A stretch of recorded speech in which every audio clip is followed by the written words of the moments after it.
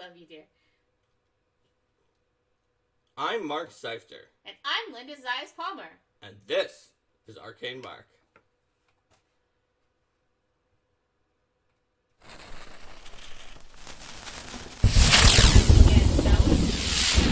What was that had like the arcane? Was that an interview with like a random PDF? That was an interview with the window capture of us on Arcane Mark. It was a meta interview. Fun. All okay, right, let's try that again. Go back to standard episode. I'm Mark Seifter. And I'm Linda Zayas Palmer. And this is Arcane Mark.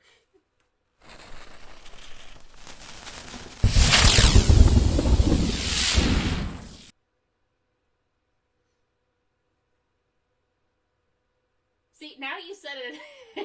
Are you gonna make us do it again? No. Okay. Okay, but you just left it in the blackness and nobody could see us. Okay. Well, anyway. Are you gonna make us do it again? I don't know. This is Arcane Mark. Honestly, if we do it perfect one of these times, we could just append it to the front of every YouTube show and then but then our clothes would change. Yeah. Spontaneous clothes change. Like an actual formal interview? Or not interview, introduction? I don't know. Anyway, let's do it. So, this is Arcane Mark, Design Diary, Villain Codex, our last Design Diary, at least for a while, where we cover, you could see from the cover actually it was pretty glary, but Wayne drew one member of every one of the 20 evil organizations in this book. So, if you're a fan of Monster Codex, which just barely came out too early for me to do a good design diary, because it would be like, my design diary was writing the Goblin Sticky Lord because the goblins were too short and they needed a new goblin. Mm-hmm. But I did, because they were copy fitting it by the time, and deep into copy fit by the time I joined the company. But Villain Codex also has 20 groups. Monster Codex was very popular because of having 20 different groups of very popular monsters with with some rules and some example stat blocks, so that you could have a whole group of monsters. We sometimes, even though it's not necessarily definitionally a tribe because it's not a autonomous grouping within a larger kingdom. Mm-hmm. You sometimes call it the monster tribes if it's a giant monster group like ogre, that you might want to have large groups of ogres that are of different stat blocks, so that you're not just always fighting basic ogre over and over and over again. Mm-hmm. All right. Wither King has congratulated me on Goblin Sticky Lord. The best part is that meant that I was under authors and designers for a book that I barely did anything on. Technically true. Yeah. Well, and I mean sometimes you could get in for a very small thing, but sometimes it's very helpful. Like, for example, on one book we were working on in Pathfinder, Logan just asked Jason Tondro, because we really, really needed his English, some of his specialties of the books that he really, really knew to help write a sidebar or two. And he wrote amazing sidebars, and mm-hmm. He got a credit for that, for example. So sometimes you just know the right thing at the right time and can put it in. Yeah. So what you were talking about with the, I think of it when compared to NPC Codex, which has the model of no matter what level you're looking at and what class you're looking at, there is a stat block at that level, but it's not necessarily something that directly suggests, hey, these are pieces that you can easily build together into an adventure. Here are creatures that work together well and synergize. Right. And also, thematically and statistically. It was chosen to be one time, there's a fairly typical character, and it alternates with ones that are weird, so it's I absolutely need a level 10 monk. Oh, it's a gnome mime monk or something like that. I don't know what it actually is. I guess I will use level 11 monk then. Yeah.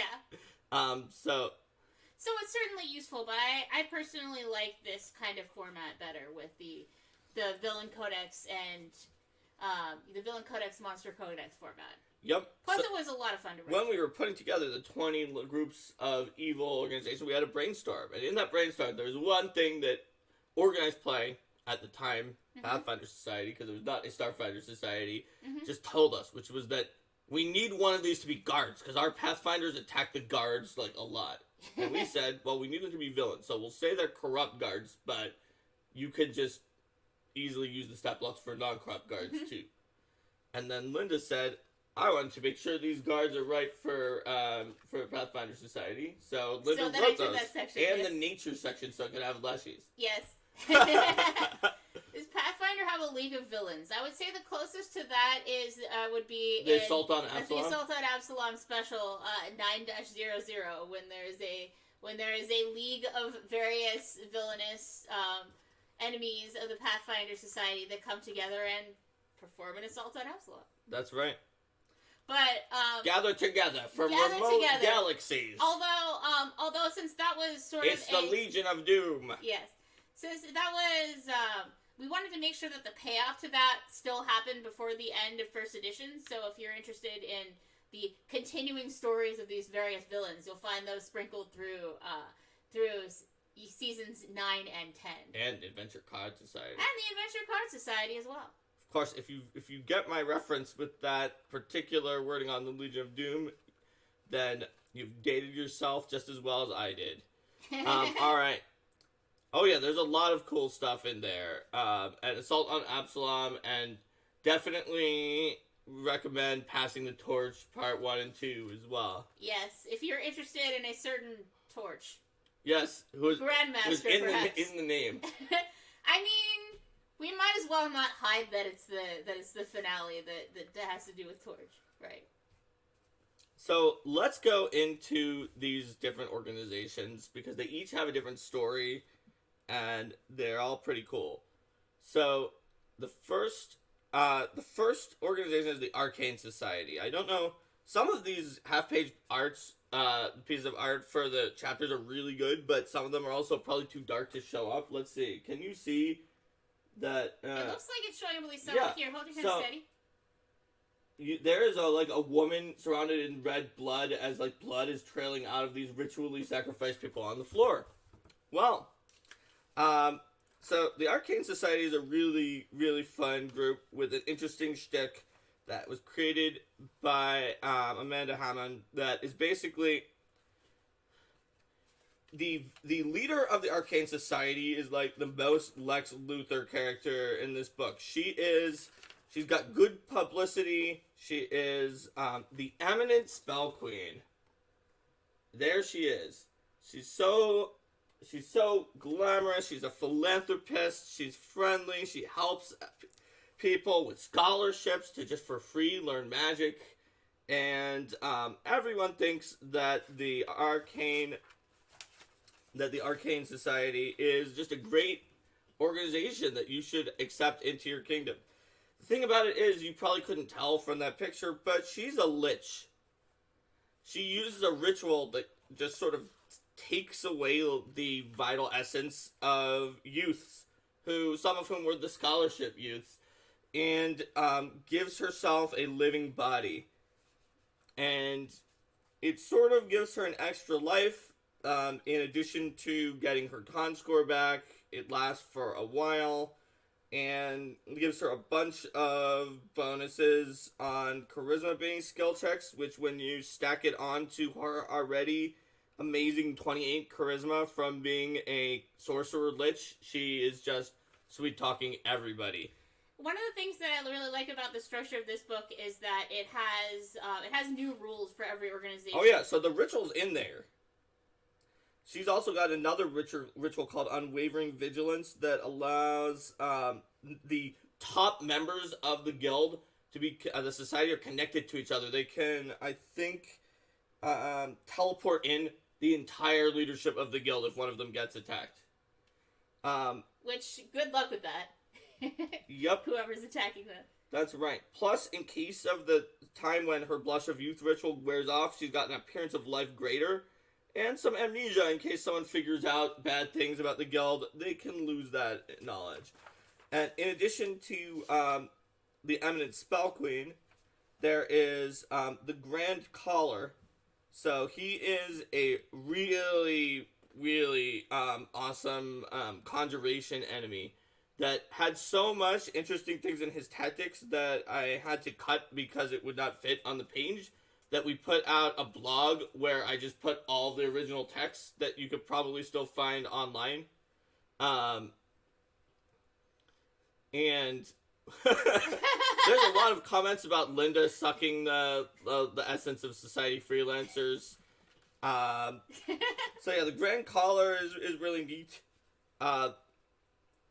That was one where I wound up writing it just because I believe that the art was for a conjurer, but the stats we got back were like a summoner of that level. Yeah. And we knew that even if we changed the art to have an Eidolon, that we just couldn't fit a character of that level with an art that included an Eidolon and do what we wanted. So I had to write that guy from scratch, and he was pretty cool.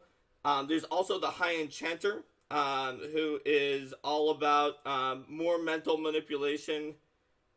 Looks like, he only has the flavored text stuff. He bends minds to use people's playthings, but he and the Grand Caller used to also have a lot of interesting flavored text about how they interplayed within the organization.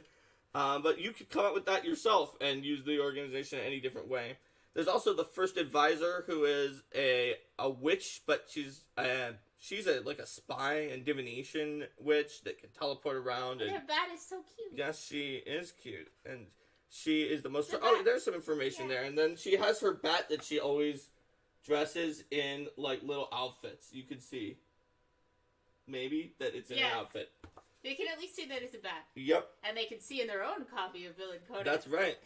When forced to attend meetings, she spends most of her time whispering to her familiar. Plus, the Spellmaster, who was on that same page, is a magus that I've definitely, when I was running adventures that came out after this that get to higher levels, like War for the Crown, I've definitely seen that Spellmaster stat block called for when it's like, oh yeah, this is the Spellmaster from Villain Codex. Like, more than some of the other ones. And then you go down to their basic folks. These are one of the highest level evil organizations. So even the basic folks are like a level 9 Diviner and a level 11 Bard. A Wicked Orator who spreads tales of how great the society is. And the a Lord Corrupt says Scrivener. Batsuit. That's right. And the Corrupt Scrivener, who is their basic info gatherers, are like level 9 Diviners. So, Foresight Diviners, too. It's a really cool organization. If you're lower than that, then you may well be a potential victim of the Eminent Spell Queen. That's true. It's got Eldritch Envoys that they send out for goodwill, advisory councils, and even the Inner Circle. What he's talking about here is at the end of each of these sections, there's an encounter section, which is a suggested groupings and organizations of these suggested groupings of parts of this organization and how you might use them in combat. Yep. So I'm not going to spend that much time saying what's in each chapter after this. I just wanted to do that for the first one. But for me, a lot of the time was spent on figuring out how to fit these high level and complicated characters. Like a little bit of like spell tweaking and making the Grand Caller so that it would fit with the art. Mm-hmm. All right, let's move on to the Brutal Slavers. So the Brutal Slavers was, I think Dale McCoy.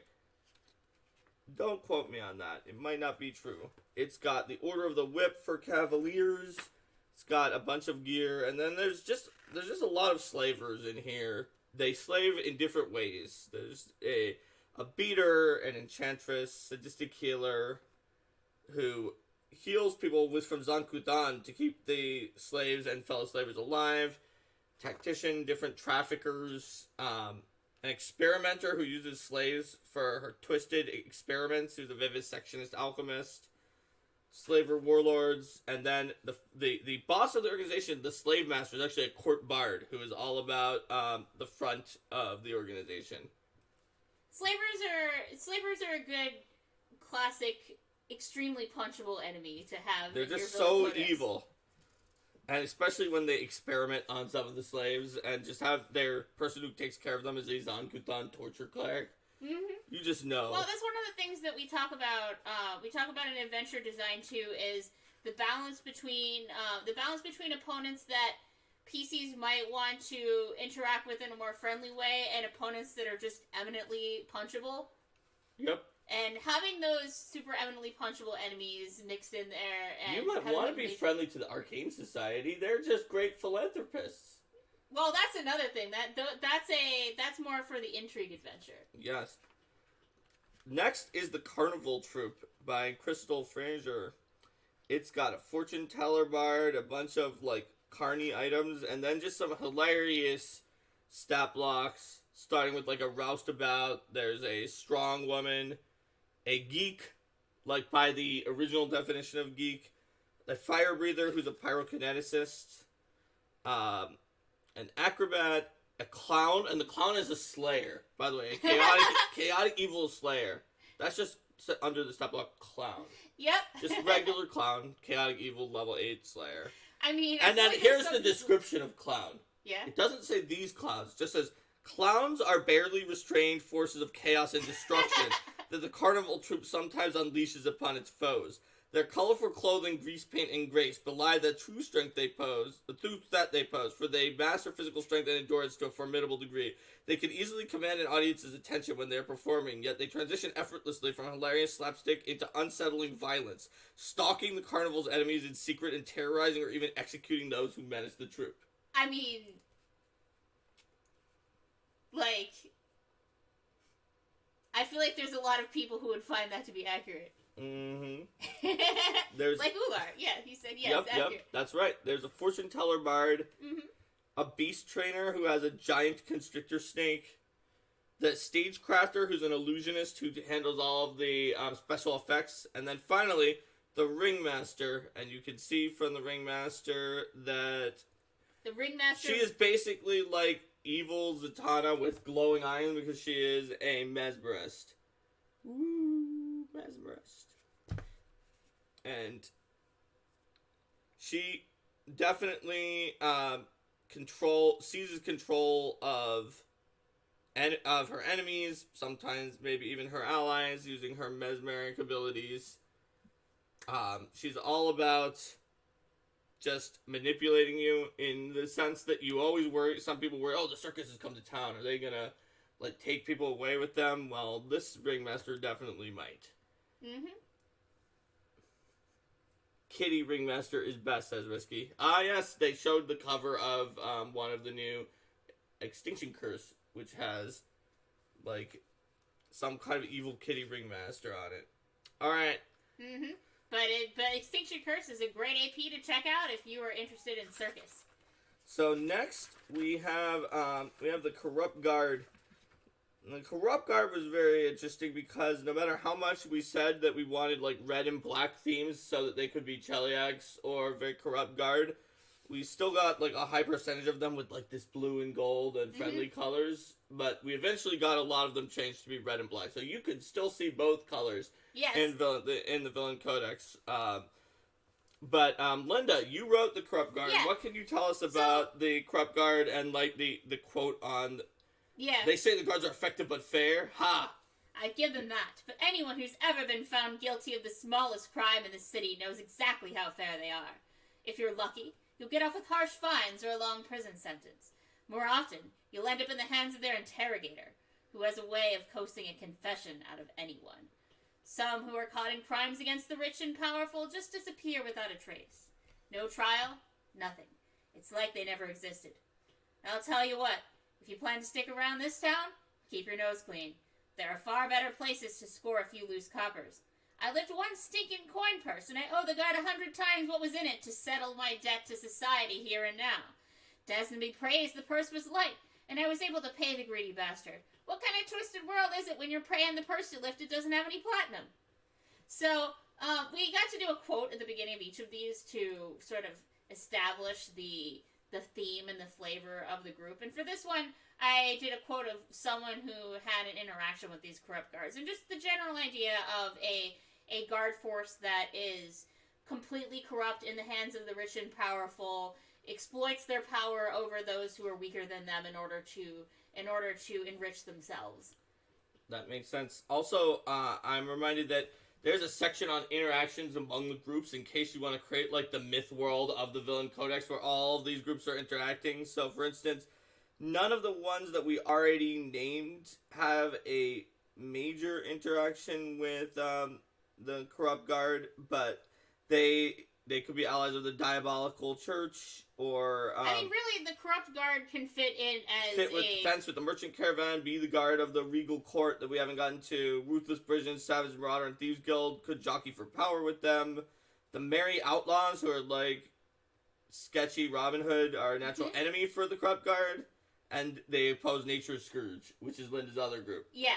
Well, really, the Corrupt Guard, part of my goal with this section was to make it easy to plug in. I mean, the trope of Corrupt Guard can fit pretty much anywhere that you have a society with the deep and endemic corruption. They can just pop right in there. So when I was looking at the rules for these, I wanted to give them some feats that made them more effective at, well, that really echoed their theme. So there's the favorite community feat, which provides benefits only in one particular settlement.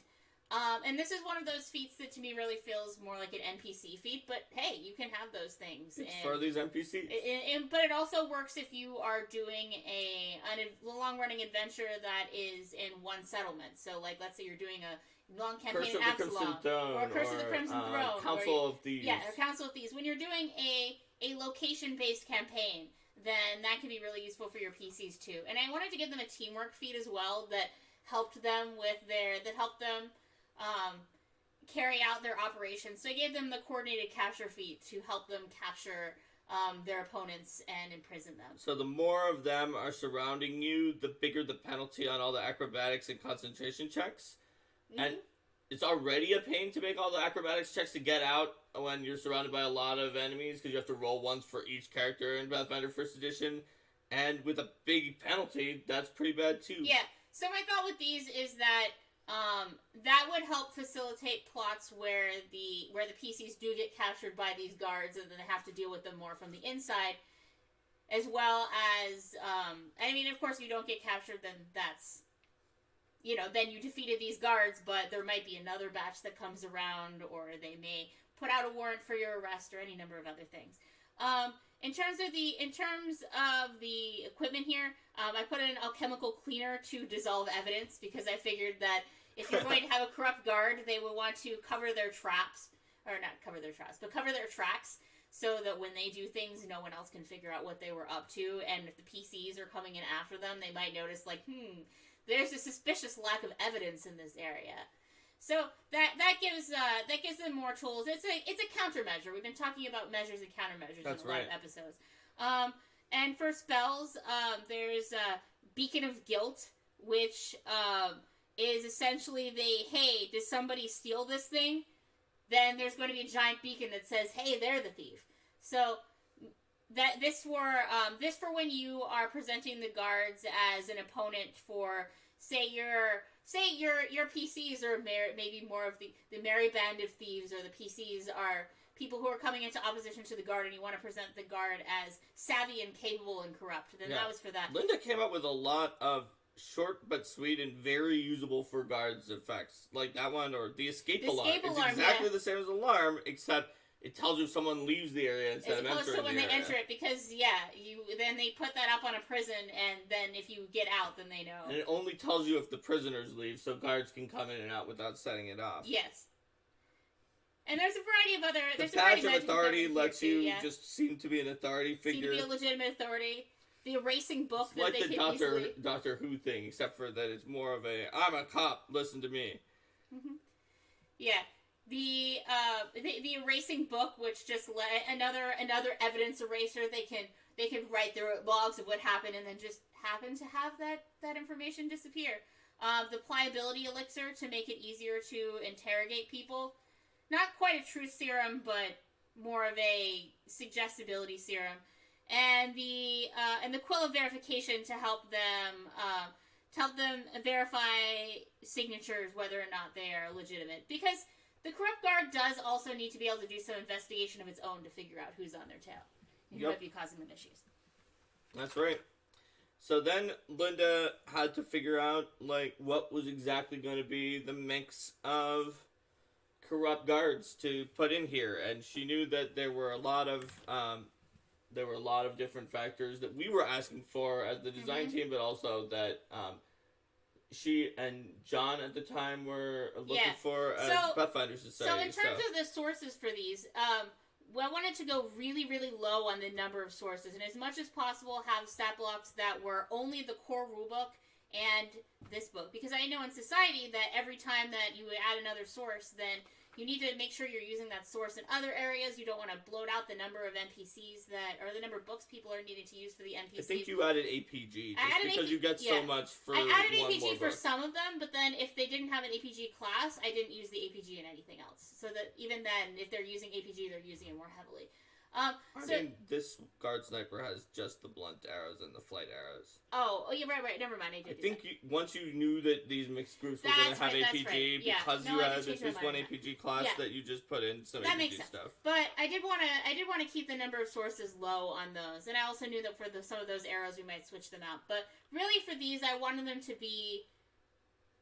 I didn't want any off the wall builds here, particularly in these low level ones. I wanted just sort of classic opponents that are easy to plug into your adventures. Lookouts and ranged guards. Lookouts and ranged defenders, wardens. So the defenders, so you have like a shielded fighter and a guard conjurer, which it doesn't have to be a guard conjurer. It can be any conjurer. But I mean, the spells they have are like Beacon of Guilt and certain ones that would help them.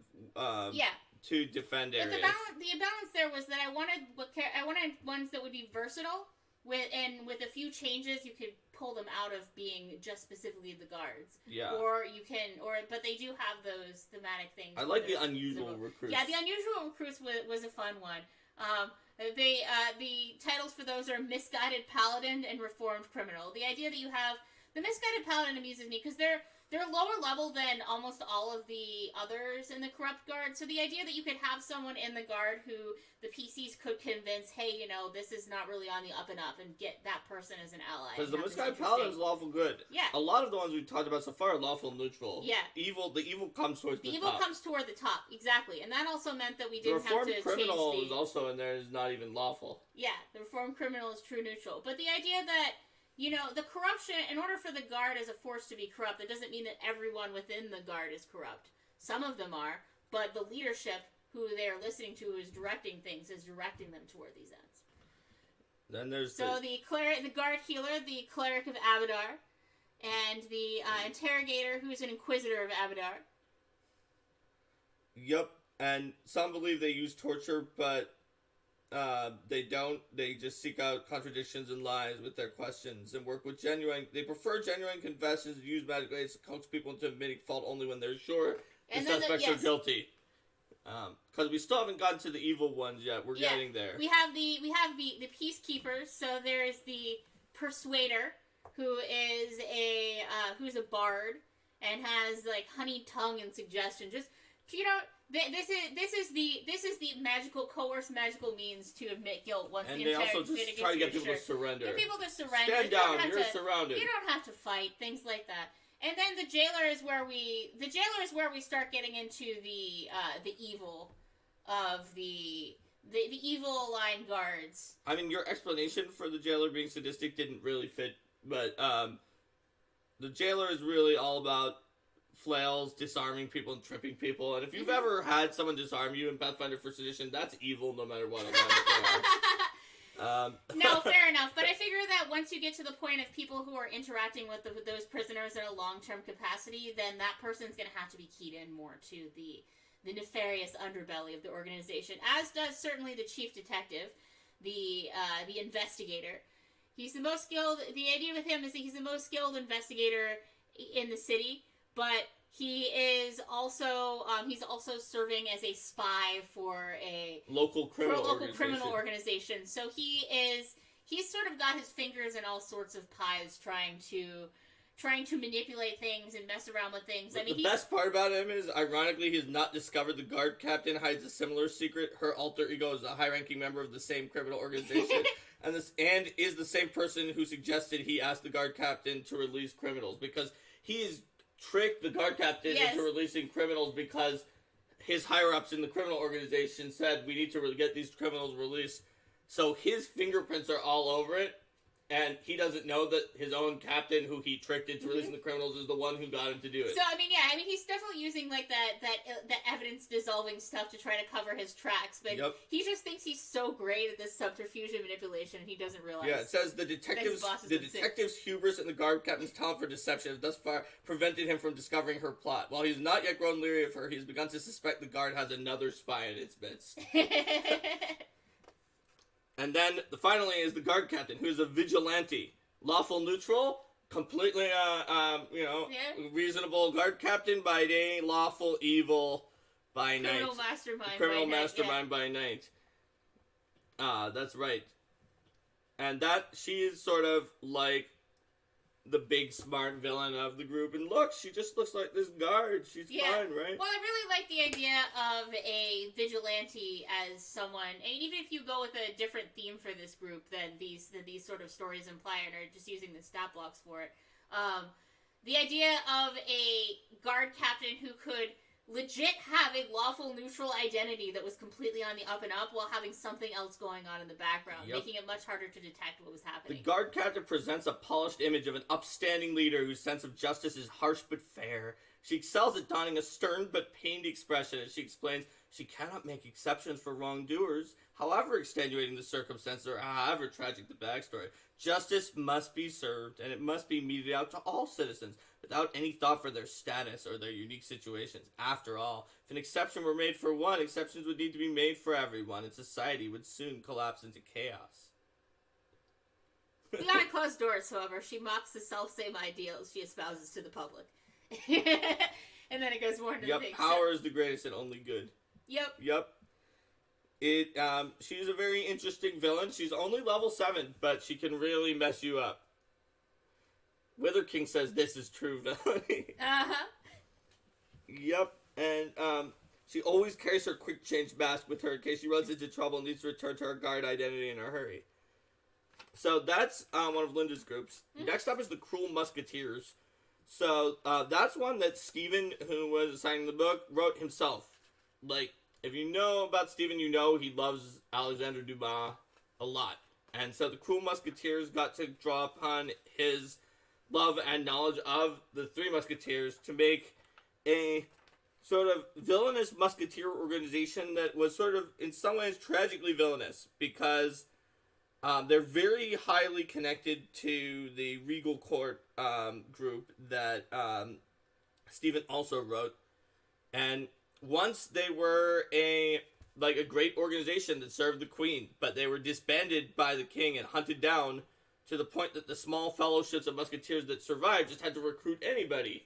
And sometimes when you recruit anybody into a group that is technically criminals from the crown, instead of being these honorable musketeers and a personal guard of the Queen's line, you wind up getting some really sketchy people. Especially since they began as a group of mercenaries and pirates that the Queen managed to defeat and then press into service. And some of those colors are coming back with some really messed up new members. So Stephen put in, as also the creator of the Gunslinger, a bunch of new, and Swashbuckler, a bunch of new Swashbuckler and Gunslinger abilities, some new guns, and then a whole bunch of not just gunslingers, but fighters, gunslingers, picaroon swashbucklers, rogues with pistols, inquisitors with the black powder, inquisition, spellslinger,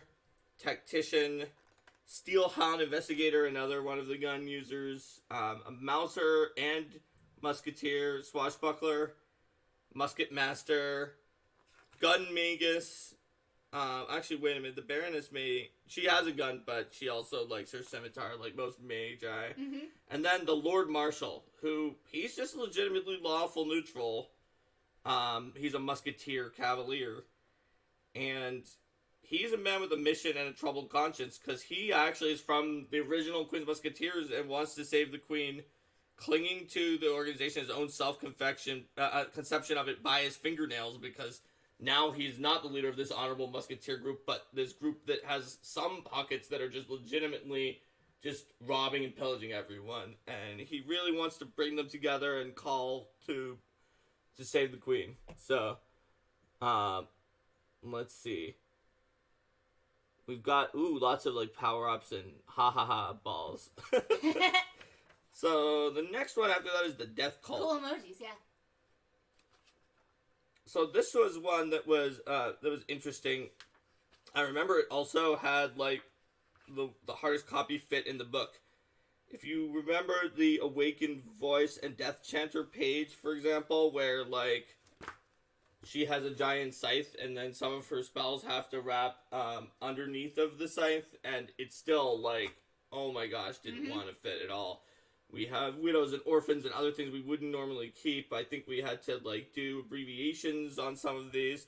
For some reason, just, like, the art was taking up a lot of space on these. But it is not just your ordinary Urgathoa death cult. It's definitely a death cult, but it has a really weird belief, which is that people are, especially like the higher classes, are corrupt. They will always cheat. The corrupt guard, they will always cheat their way out of any consequences. But you know what's egalitarian? Do you know what brings us all together? Do you know what makes us all equal? Is it death? It's death. It's a disease, a plague that can't be cured or something like that. It just runs through. It'll kill anybody, whether you're a king or a pauper. You're just gonna die if the death cult comes. And in death together, we will finally be equal. And so, like, it's a death cult that is run by a ghost cleric of Urgathoa known as the Reaper.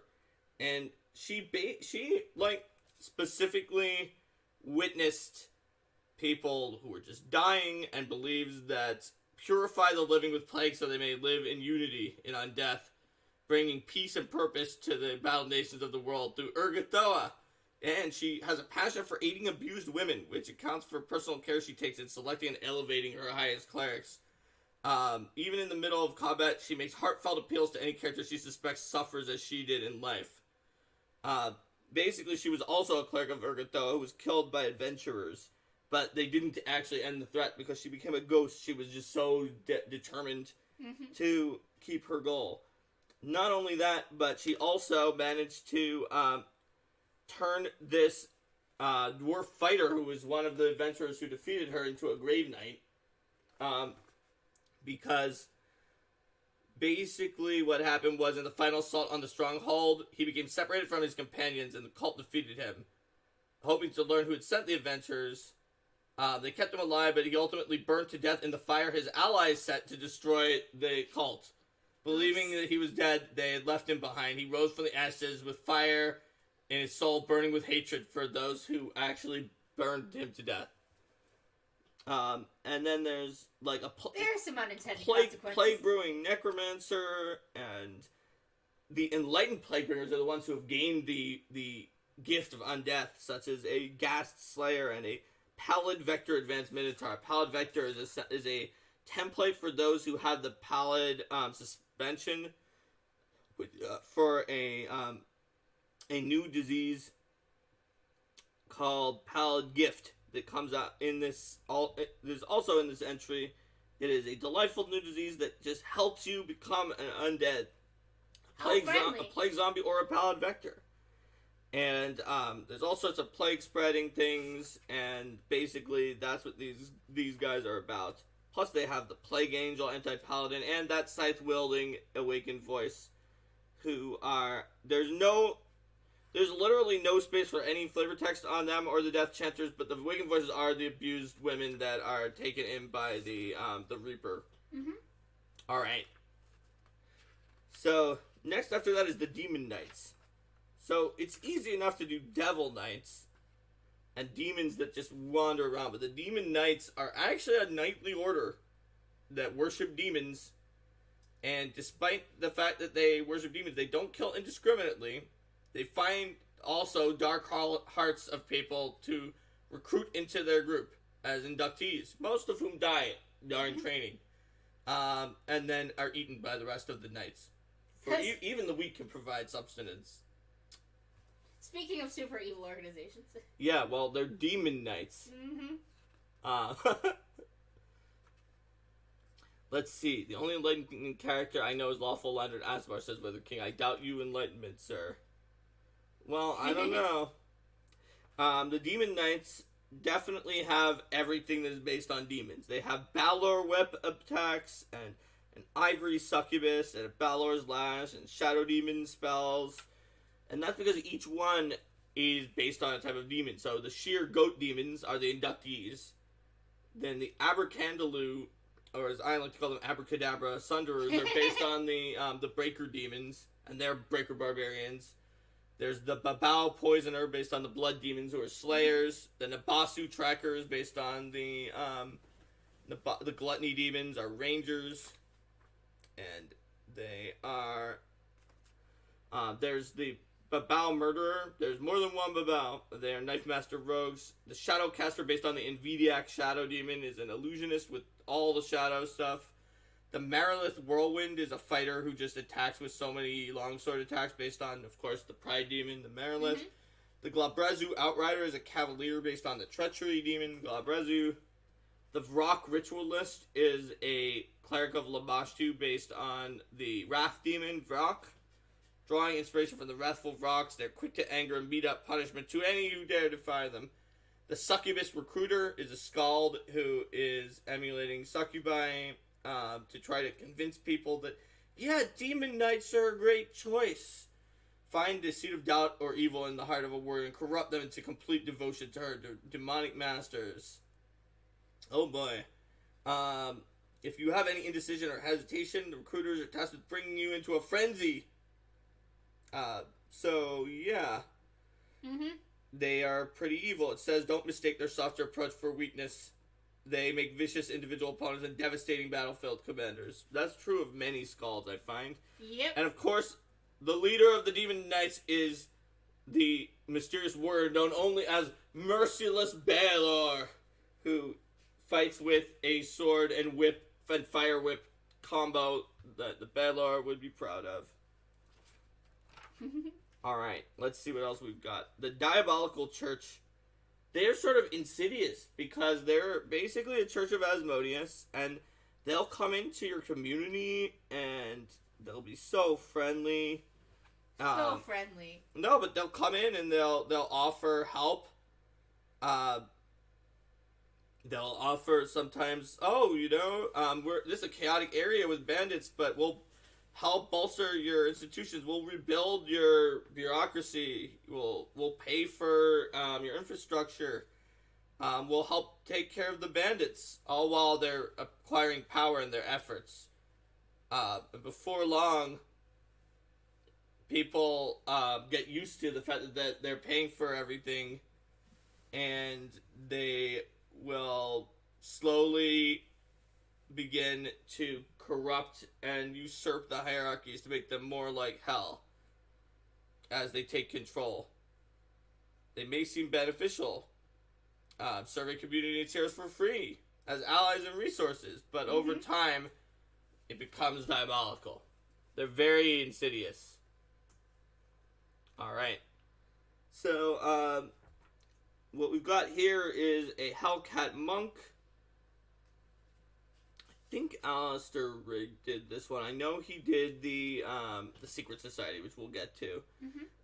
Some Devil Spit, powerful Unholy Water, and some other devil-based items. And then we've got everything you would expect. A Hellguard, Anti-Paladin Tyrant, Diabolus Sorcerer, some Inquisitors, the Hellcat Monk that's in there, War Priest of Asmodeus, a demagogue bard who's like, everyone, Asmodeus is going to help out. I mean, that's the theme with a lot of these organizations, have somebody whose role it is to either recruit people to that organization or to get people to not look too closely at their organization. That's right. The Eliminator, to eliminate threats to the law. The Infernalist Cleric. And, the Knight Tyrant, the head of their martial forces, and a more powerful tyrant. Grand Inquisitor, a powerful Inquisitor with just a very twirling mustache. Yes. And then the Hierarch, just a very high-level cleric of Asmodeus. once merely a barrister of the faith, rewarded for his years of subterfuge and wildly plots with his current lofty position, ruling with an iron fist. He ensures that those in his charge never garner enough power to challenge his authority. Thus are the wages and ways of hell. So let's see. We have the Fang Monastery, and that one is kind of interesting because you can always have an evil monk group that's like, oh yes, these are the evil monks who always come out and they're assassin monks or whatever. But the Fang Monastery is this reclusive monastery that they not only train in being assassin monks, which they absolutely are, but they decided that the serpent folk are great, and that is just a great model by which you need to train. So they've got the ascetic oracle mystery, which is more monk-like, the toxic blood oracle curse, hunting serpent ninjas, all sorts of fanged based combat style tree, and then just everything is based on being like a snake or a serpent folk. And I think that for a lot of these organizations, we are calling upon some kind of popular or resonant fantasy trope and then giving it a little bit of a spin through the story. That's right. Because, I mean, you have, like, the hand or the foot in Teenage Mutant Ninja Turtles, or, like, the evil ninja monk people, but these are the snake monks. And they've got brawlers, fighters, monks, ninjas, everything you want in your evil monk group. Even a sorcerer who has, I think, the serpentine bloodline. And that's another consideration too, is that for these groups, we wanted to make sure that they had a fair number of the iconic types of characters and builds that you would expect for their theme, but also had some that were different, so that whenever you're running this organization in your campaign, you are providing variety to the PCs and the types of encounters they're facing. All their mooks are like basic monks and ninjas, but their highest levels are the sorcerer, a sensei monk who can help the other monks, and their leader is the first Fang, who is an oracle using those new oracle rules, who has got the ascetic oracle with this toxic blooded curse, which is interesting because of the fact that if your player didn't have Villain Codex, like almost every type of thing this character is using like, is different. It's like, what is going on? What is this character doing? Let's see. What was the name of the race that ruled over Aslans? That manipulated the Aslanti? That's the Algolthru, of which Aboleths are one of the more well-known group. So the merchant caravan is like a simpler group that are more about cheating you, and so like that's all their stuff. They make shoddy items that are worse than they seem. They have unbalanced scales to cheat you with money, and their characters aren't great in a fight, but they can swindle you, sell you snake oil, and just generally trick you. And that's sort of what you get throughout the merchants. They do have their face, who is literally called the Face, who is a bard who just plays up, negotiates with the customers, and tries to smooth over any problems with this shady caravan. And then the caravan master, who is a charlatan rogue. And I mean, one thing about these NPCs is that none of them are given, unlike an NPC codex where they'd have sort of the top level thing and then they'd give a lot of them specific names. None of these characters are given specific names, and I think that helps to make them feel more versatile. Because once you assign a name to someone, you're also putting in some implications about what part of Galarian are they from, and what is their ethnicity and things like that. So I certainly noticed that decision. I don't know if you have insight into that being deliberate. On purpose. Yeah. So the Merry Outlaws are not fully evil. They're basically greedy and true neutral Robin Hoods with good publicity. They try to make themselves seem like they're chaotic good, but they're not. Like, they give a minimal amount to the poor so that the poor will like them, but they keep 90% of it for themselves.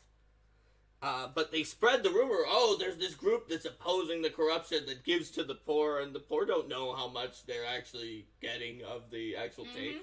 So they get more value in support and people being willing to keep their secrets than they actually spend in paying to the poor. And they are just a good enemy for a lot of the lawful organizations. Alex Agunas wrote them. They may be more famous not for their organization, but for having a feat that probably should have been an ultimate intrigue or not this book, Cunning, that just is you gain 1 additional skill point per hit die. Which people remember because it's more of a big book of feats book, but it is here in the Merry Outlaws, so this is where you can get them. And they've got merry minstrels, halfling imposters who pretend to be little children, noble children. Oh no, my carriage was attacked. Please help me. Help me, my parents are over here, but they're swashbuckler daring infiltrators. And woodsman outlaw, hunters with birds, hawk companion, deserters from the army who joined up with the Merry Outlaws, brigands and archers, halfling filters, and marauders on horseback. And then you get to the Little John, Friar Tuck, and Robin Hood of the group. So Little Joan, I guess, the outlaw lieutenant, is a ranger with a big quarterstaff who used to be a member of the local militia until she was left for dead in a political coup staged by one of her commanding officers and was nursed to health by the Merry Outlaws and is now the second in command of the Hood.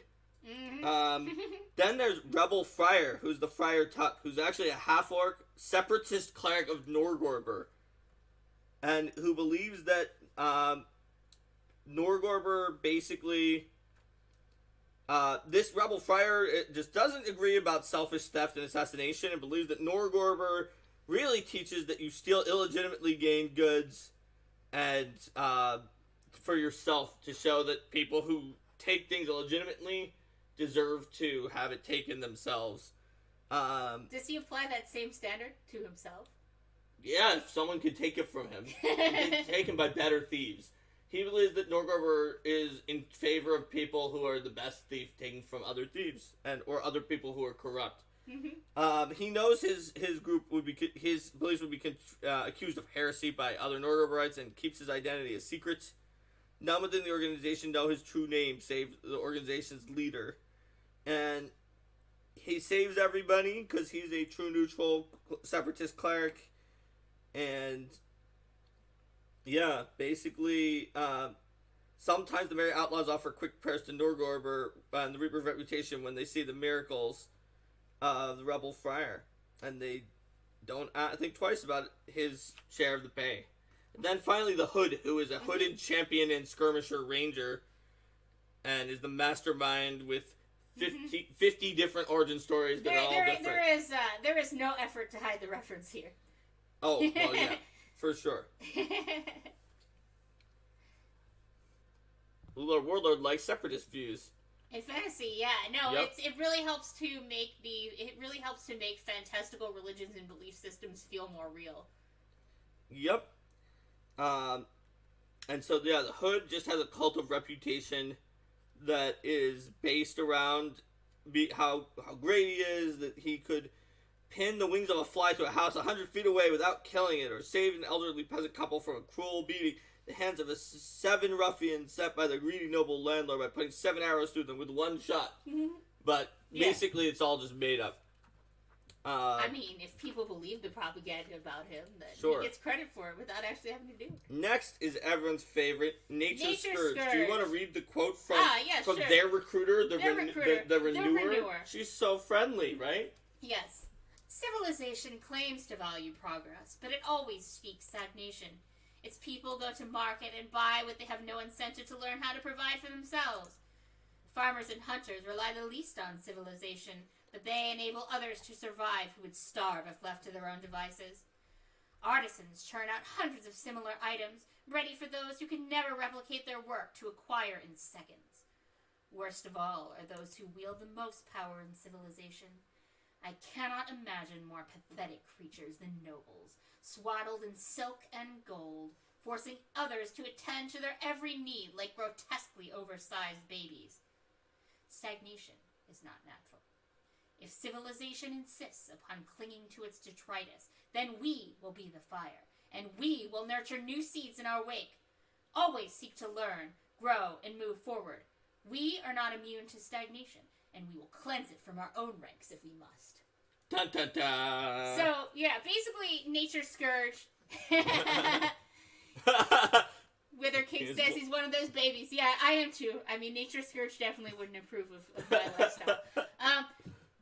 Basically, the idea with Nature's Scourge is that they are very much survival of the fittest. They have very much of a survival of the fittest ethos, and even if their own members don't stick to it, then their own members can be removed. They value strength and they value connection to the natural world and harnessing elemental powers and harnessing natural forces for their own benefit. All right. So looking at the effects that they have here, the rage powers, there's the rage powers to your primal ancestor. Totem, regress to your primal ancestors. A feat that lets plants be affected by emotions so that they can be angry. Yes. Well, this is very much a thing where if you're going to have plant creatures and you want to bring them into this cause, just like how, I really like how 2nd edition removes a lot of the extra immunities and things that prevent you from telling certain stories. This feat was really to say, hey, let's get plants involved in this too. And also so that I could have a plant that was inspiring people. The spell Burning Entanglement, which is... Get entangled and on fire! Get entangled and on fire. It's an entangle that lasts for a lot shorter duration because it also burns itself. Atavistic Reversion is two rituals. Big rituals they do to tell the story of them bringing things back to nature. Yes. So Atavistic Reversion is the one that is the ritual about bringing creatures back to a more primal state and enhancing their connection to nature. It decreases. It brings them down to sort of a ghostly images of beasts swirl through the air as the ritual progresses. Humanoids regress in appearance to resemble their primal animalistic ancestors. If the ritual fails, then this is just a cool effect. But if it succeeds, then the caster is returned back to normal. But within a mile radius per level, all the humanoids turn into like early hominids. With true intelligence. Yes, and then natural reclamation is the natural reclamation. I believe is the plant one. Too. Yeah, it's like the end of Final Fantasy VII where all the vines are over the city, or just any story where all the vines are over the city. This is basically infiltrate your city, go in and bring it back to nature, and just plants grow up over everything. You call forth like this wave of plants. Ivy grows and destroys a little model of the settlement, and then plants just grow up over the building. It's also like the overgrowth and innate abilities of... so one of the board games we like that we talked about on the Arcade Mark channel is Spirit Island. And one of Linda's favorite spirits is... what is the name of the exact name of the spirit? It is like...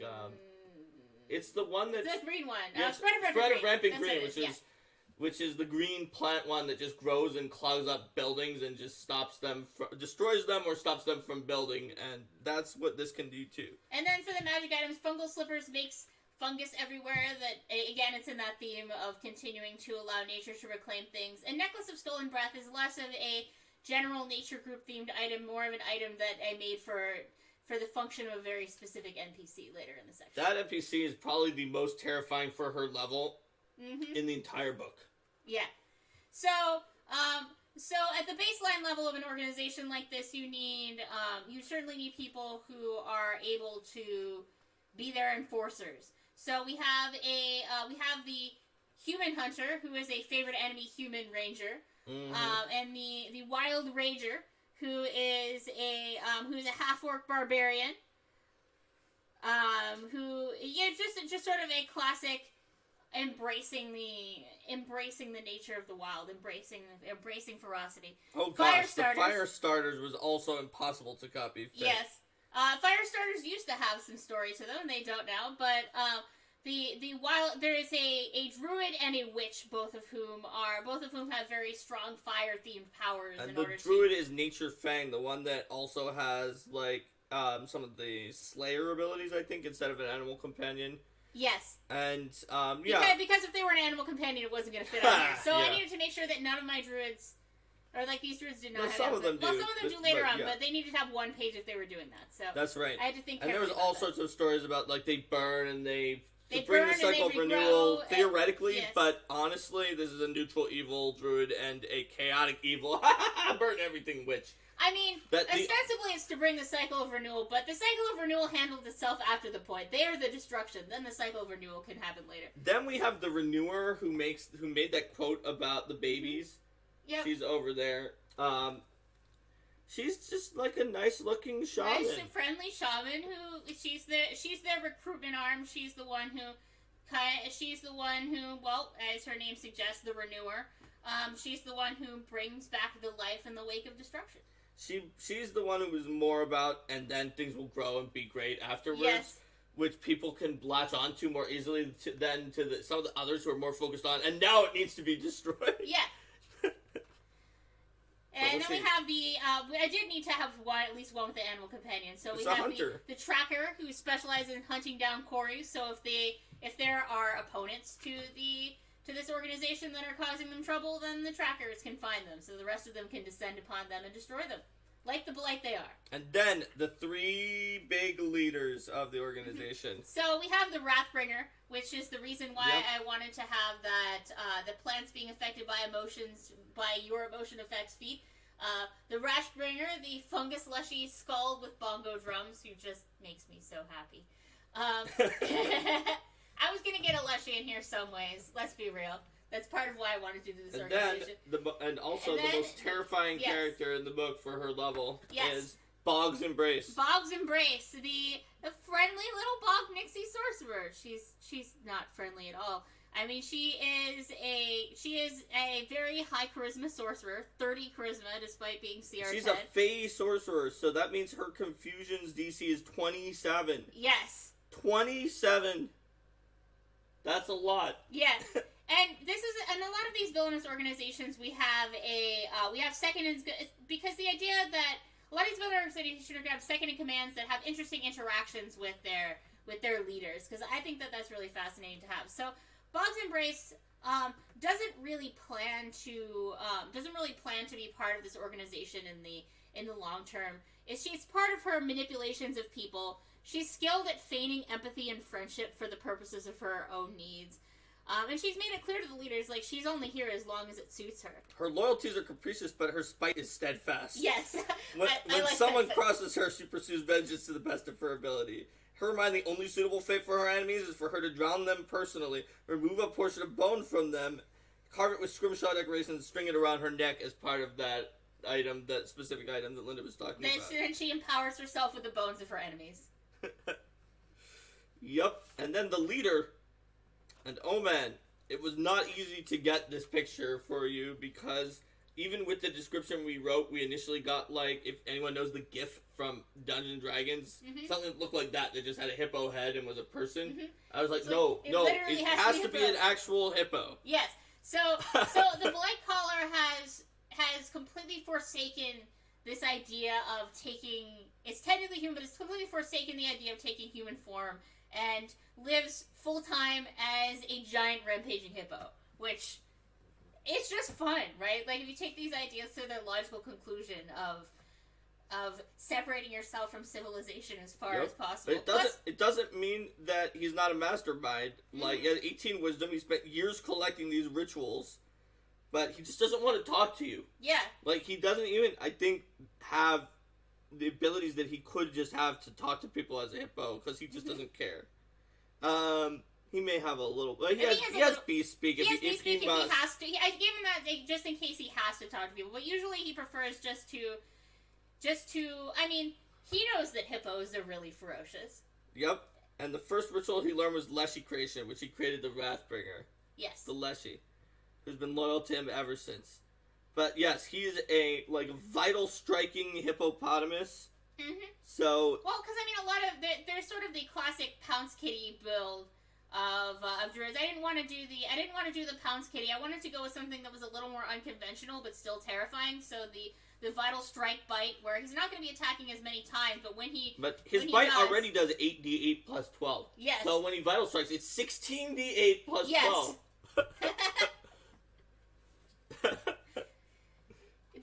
That's a lot exactly. of dice. How many d8s are you taking out, GM? Yeah, exactly. I'm taking out 16 d8s plus 12. Yes. And that doesn't count my power attack. No, it does not. Oh boy. Mm-hmm. So yeah, that's Nature's Scourge. They're pretty cool. GG says Wither King. And Nature's Scourge are pretty dangerous. You don't want to fight against them. Oh, there is also a picture for them at the beginning, which is here's the plant ritual happening and the overgrowth. As you see, the number of casters that were needed for the ritual back there, which is you can sort of see the Wrathbringer in there, possibly a little taller than it should be Bog's Embrace, and the Renewer. I think the Renewer, yeah, that's her sickle, just in the distance. Alright, so the Regal Court. The Regal Court is supposed to be tied sort of to the Musketeers in a way.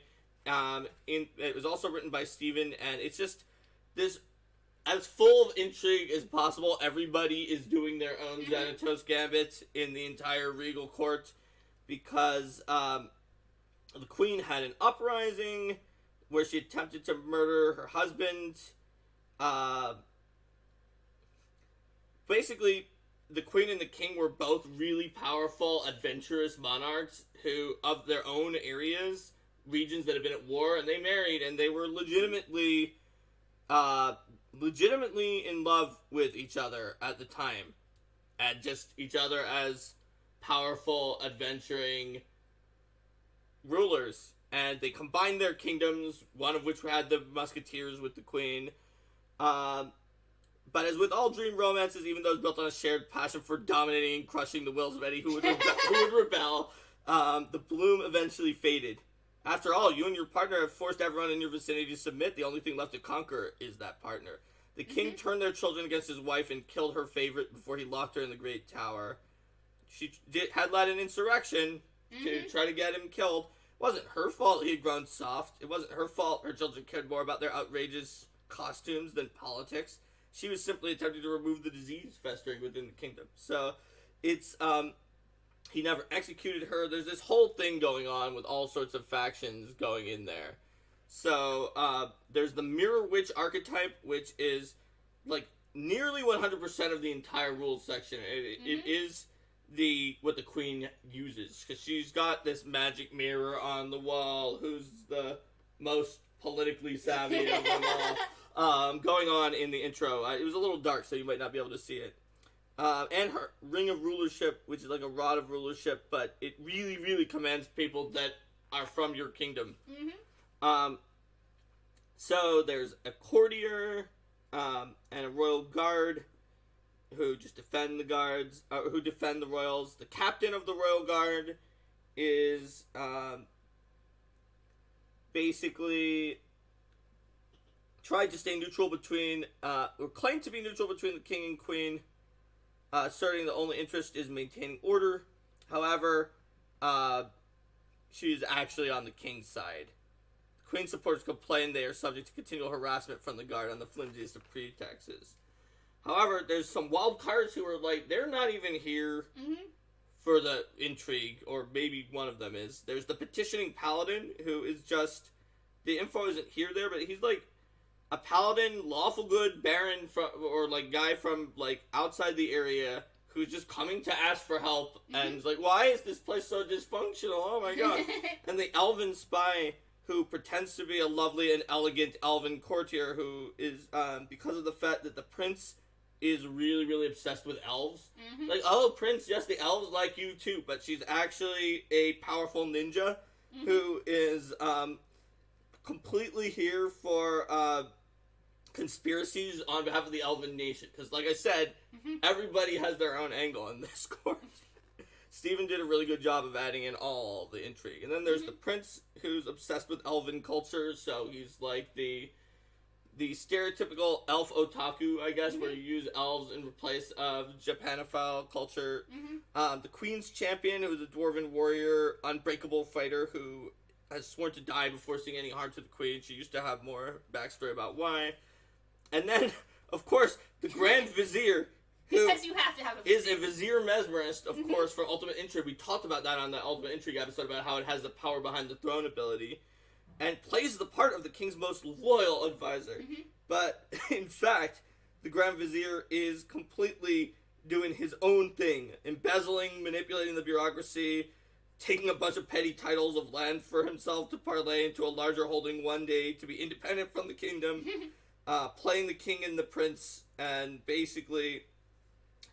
But he's also one of the only people clever enough to stop the queen's schemes from actually working, because his position would Yeah. So he is helping the king against the queen, because his position would collapse if the queen was in charge. He doesn't know for sure that what he's stopping is the queen's schemes. He suspects it's the queen, but not exactly to the extent of her influence. He also carefully suggests the queen should be executed for the sake of the kingdom, but in subtle ways, because he knows the king actually still loves her, and that's why he hasn't killed her after her assassination attempt. But nobody ever listens to him. Or do they? Or do they? No, not yet. And then there's the king, and he is... The common people believe he refuses to execute his wife for treason due to the unquenchable flame of their love. While he does still care for her, he's also calculating and practical, and knows if the queen came to harm, his southern holds would rebel, and the scattered musketeers would immediately unite. And he works to weaken the queen's influence from within the court. So he's not actually as much of a pawn to the vizier as it seems, but he still is. But he's still a clever rogue rake. And then the queen, the mirror witch, who is basically able to... She could leave her imprisonment if she wanted, and has had the ability to do so for years, ever since she learned the secrets of mirror magic, and is playing around in that area. The only legit guy here, Wither King says, about the paladin. He's coming from a rural area, and he's just like, what's going on here? Why is this court so confusing? So the Ruthless Brigands is the next group. So they're not exactly bandits, though, because Stephen is very big on using the actual definitions for medieval terms.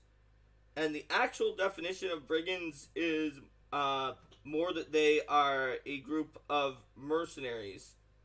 But banditry is one of the things that you do if you're a group of mercenaries who are not being paid right now. So, basically, the Ruthless Brigands would prefer to be in someone's hire and fighting for whatever the cause is. And it doesn't matter if it's good or evil or whatever pays them. But yeah, they'll band it if they need to band it. And they could be serving as caravan guards in the story hooks. They could be having a stranglehold on the area. They could be treacherous. While involved in a military campaign, the PCs find themselves fighting alongside the Ruthless Brigands. But then, they fight admirably, but at a crucial moment, they turn on the PCs and their masters because they were bought off by the enemy. You can't trust them. Yep. So, the Ruthless Brigands are completely ruthless and all about money. They've got a commander fighter archetype, some spells like Sand Table where you set up a little, tactical table, and just a lot of stuff that's all about being a group of mercenaries. Not everyone in there is evil. They mostly just do their thing. From the crusty cook... And the cunning quartermaster? The cook definitely uses his spear to stir the soup. I like that art. In the art. There's a quartermaster, the witty jury-rigger, and there wasn't enough space to talk about it, but is neutral good, and mostly just is an empiricist investigator who likes to help around with fixing the brigands' gear, and is somewhat about some of the things that they do, is just good aligned. The bombastic engineer is the one who helps them with siege engines and fortifications. They've got a foraging hunter with a mountain lion, a bard who's a joker, the grizzled war priest of Gorham who loves battle of all kinds. When you say the bard is a joker, it's literally called the body joker. Okay, so humor joker, not like Batman not joker. like the Joker. Okay. Are they not ruthless and mercenaries? They are ruthless and mercenaries. Well, I think the question is about Hell Knights. Hell Knights. Hell Knights are ruthless. I wouldn't call them mercenary, though. Okay, they're not usually mercenary. You usually couldn't pay them to work for a chaotic group, for instance. The harsh lieutenant is the taskmaster of the brigands, who commanded a crack unit of troops for the royal court and became disillusioned with endless politics and the betrayal of the people who served to join a mercenary unit, where at least you know that it's just based on coin. The arcane artillerist is this halfling evoker who may be small but loves to blow things up, having escaped slavery from wealthy noble house. He picked off those who tracked him one by one from the slave hunters, stealing their supplies, and eventually he just like hides around. He's small and he'll blow things up.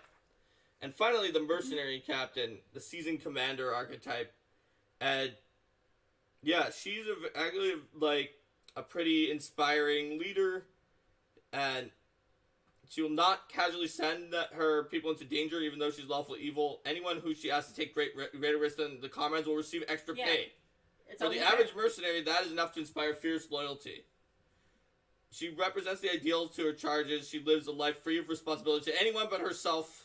But in reality, she feels isolated and like she just has to play both sides. And she takes care of people beneath her, but they can pillage and abuse others. They can do whatever they want. If you are on her side, she's maybe lawful evil, but she will treat you well and completely fairly. But if you are anyone else, then you're there to take even a client, yes, she will betray. And it's an interesting idea for a lawful evil villain, and to show that lawful evil doesn't have to be mean to their own people. They don't have to be the Saturday morning cartoon villain who just like murders their own person. You have failed me for the last time, Beast Man. Alright, so let's see. The Savage Marauders are a sort of a group of marauding horse marauders that are nomadic, and they just come in and they'll crush the area and take what they want, but they also are very, very like culturally egalitarian, and they'll just recruit up people who look like they could join their group. And just like, yeah, you join us marauders, you're strong. And so they wind up being a cultural melange of marauders, and they don't just kill everyone who's in the settlement, but they really, really are violent and will definitely take what they want and have some pretty sketchy people in their group. This was a fun one to work on. I believe Miko Kallio wrote this section. Let's see. Well, he's in the book, so yeah, I think that's correct. It's been a long time. Yes. They've got Savage Barbarian, a War-Striding Ranger, their artillery, which is the artillery for this group. The first one is a barbarian who throws things, just so you know. They do have the Wolf Arrow, who is a wolf-based archery ranger. Then there's the Warsinger Scald and Rage Mage Sorcerer, who just gets mad and attacks you with an Earthbreaker despite being a sorcerer. Plus the Spiked Charger, who is a Cavalier Barbarian multiclass. With a lance that is such a fantasy comically fantasy lance. Look at the fantasy lance. And just does a Spirited Charge, which is also a Cavalier challenge, which is also going to kill you. I mean, that's generally the idea behind a lot of these people. Yep. Then there's the Fiendborn Rager, who is a untouchable, like, abyssal blood rager. It looks like larger and stronger than any other marauder. Except the upper half of his head is a terrifying opponent and an awe-inspiring leader. Look at the Rager. You can also see another cool character on there, the Mad Cirrus. So, the Fiendborn Ranger is just like gonna rip you to shreds. You know, with those tusks, though, I mean. Yeah, right. They're like, it's like a bite tusk. That bite is pretty extra. All right. So it does like 3d6 plus 9 claws, and then bite 1d6 plus 9 before power attack. Plus the Mad Cirrus, who is a Scald spell warrior, so can enchant the weapons of the other group members. An enigmatic warrior mystic who speaks only in prophecies about the end of times when fighting her enemies. I've seen that one used a fair amount in adventures as well. I guess because it's a good I leader. used it in Organized Play. I had to switch out some of the spells to reduce the number of sources, because I remember that one's always like, oh, that one's so good, but it uses so many books. Yep. And then the leader is the Crimson Lord, who's actually a shaman. They're the Crimson Lord. Their greatsword using Shaman of the, which spirit? Flame? The fire With the wandering spirit. spirit With of the battle? wandering spirit of battle. In that spec? Yeah. Yes, to use destructive energies and has blasts, melee attacks, everything you need. And one day, it's possible that the Fiendborn Ranger will challenge and defeat the Crimson Lord for rulership, but not for now. And this is the Crimson Lord. Plus, I think that with the Earthbreaker is the Rage Mage on the facing page. Mage. Yeah. Let's see. The Scandalous Pirates. Because you're not just pirates, you're also going to cause scandals. Mm-hmm. They're kind of what you would expect. They've got cutlasses, hook hands. They can curse their treasure. Yep. And I didn't look through these quite as much as some of the other ones. I did pass on a lot of these, but I think I may have done a second pass on the pirates. But they have some brutes and thugs, a Tengu sneak to be a Jinx Eater for them, because you've got to have your Jinx Eater. A Daredevil Bard, a Pistolero, a Gunslinger.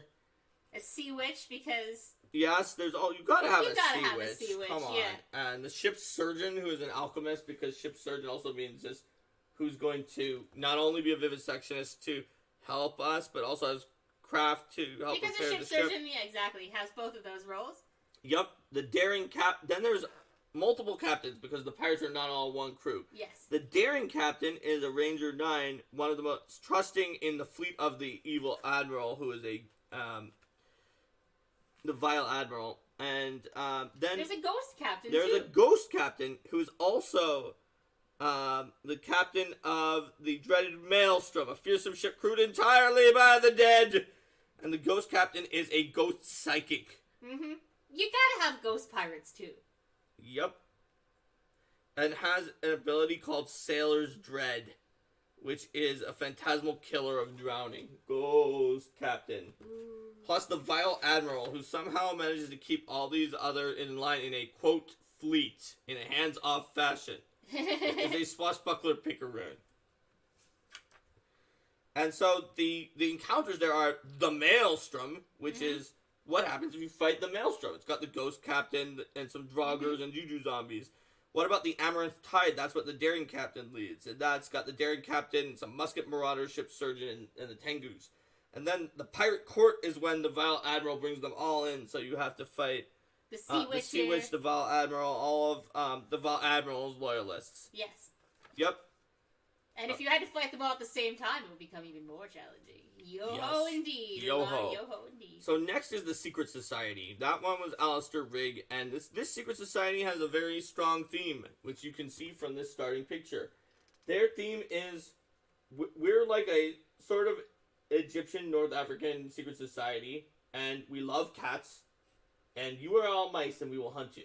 Mm-hmm.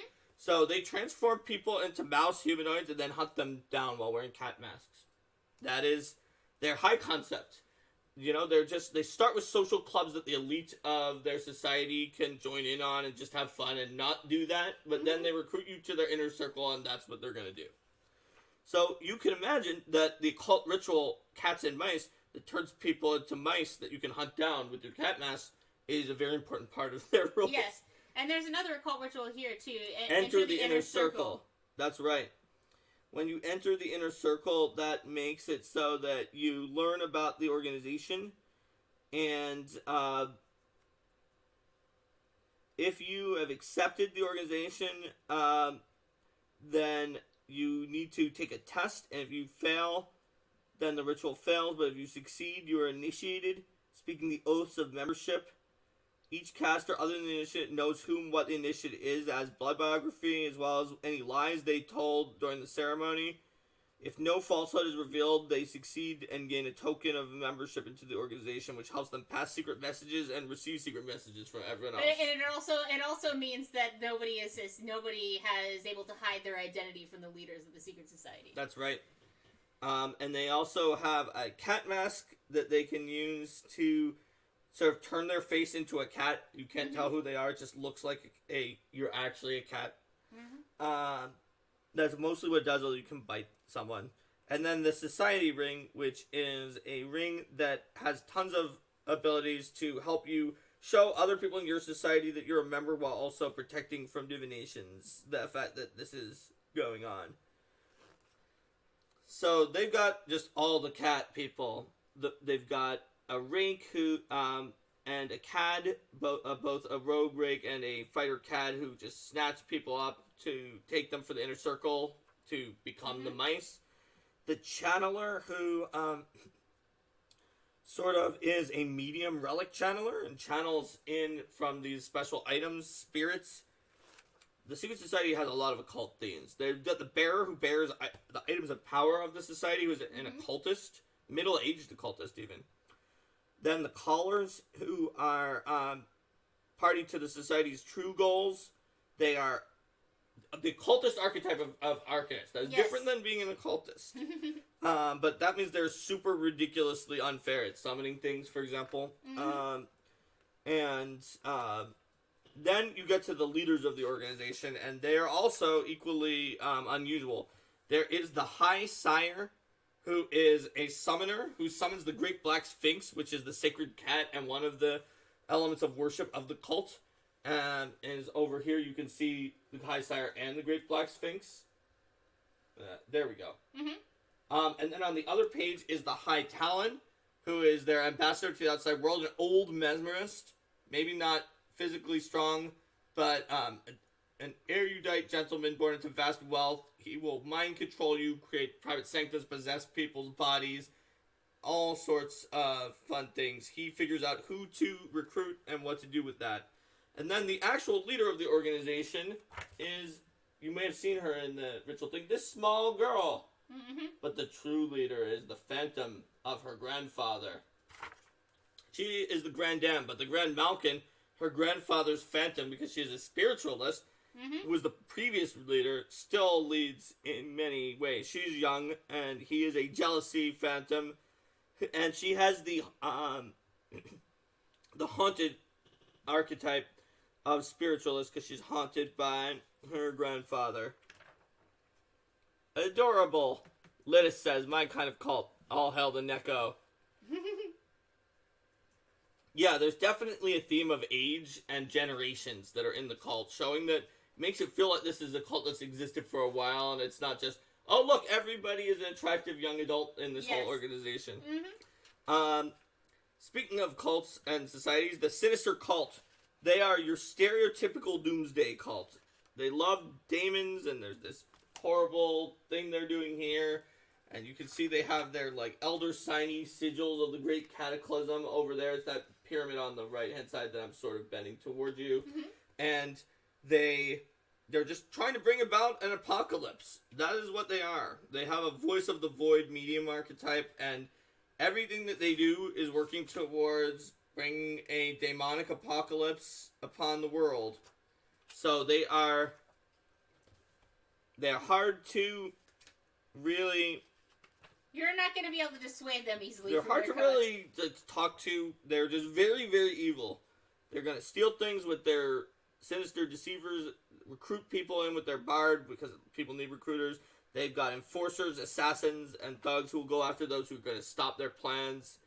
They've got devotees, like an urban ranger who leads the cult cells. And a cult librarian who reads so many things that should not be read. Oh, yes. Reads blasphemous texts, is an occultist as well. Exalts daemon kind, but he considers it trivial to impose on a low-level daemon to perform the duties that are necessary. Which is a cacodemon.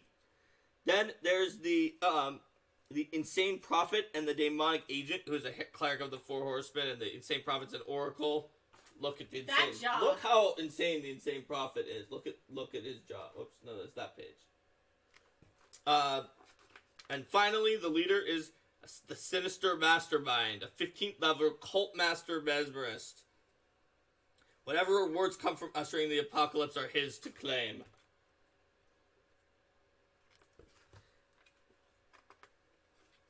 Alright, we're coming around to some of the last organizations here. Is Slayer's Guild the last one? Is Slayer's? No, there's also Thieves Guild. Yes, of course. So there's a Slayer's Guild and a Thieves Guild, plus an appendix for just short descriptions of other organizations. As well as combinations of them, like the combo. The combos like Kingdom of Cats, the ones that are made from mixing and matching. A lot of the mix and match are the new organization. Yes. We'll talk about that. So that's because I had to write that because we had extra space. I think I remember that happening.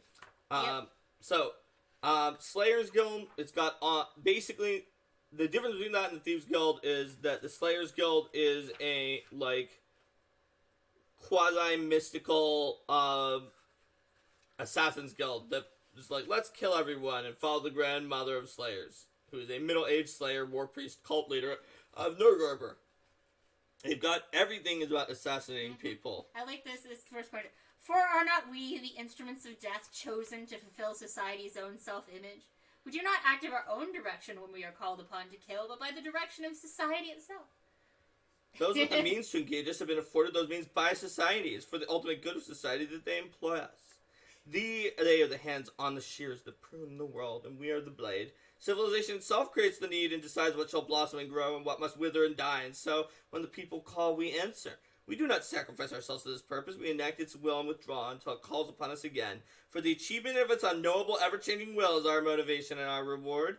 Each of those who fall to our blade is an aberrant growth, choking in its brambles those for whom society has given means. These quotes are so It's fun. funny. So this also has the 2-weapon grace feat that people have, along with cunning, be like, oh wow, this is a thing where you basically can get fencing grace, slashing grace, or starry grace on your 2 weapons without by taking an additional penalty on your attack rolls. As well as some Viscania stuff. And, yeah, they've got assassins who will snipe you to death from afar, assassins who will murder you with alchemy or poison. They've got assassins who will slay you just straight out. The skulk will just target. The small group of targets are occupying the bodyguards of the wealthy or powerful enemy, while other members kill the primary target. The infiltrators, the butcher, who I don't know about this guy. He looks pretty weird right here. But he literally... The horror movie villain. He kind of is. There's a witch who can assassinate you. A Zen archer assassin monk. The deadly courtesan, who's a Vishkanya deadly courtesan rogue, who will poison you. Look at this Zen assassin monk. He definitely is going to assassinate you. And then finally, the grandmother of Slayers, who is the leader of the organization, and she may be middle-aged, but she's going to screw you up. So, the Thieves Guild is the last of the big groups, and they are your basic Thieves Guild. They're pretty simple. They don't have shell game cups. Yep, they do that shell game. They can pack up a table very quickly. They can leave messages for each other. Yep.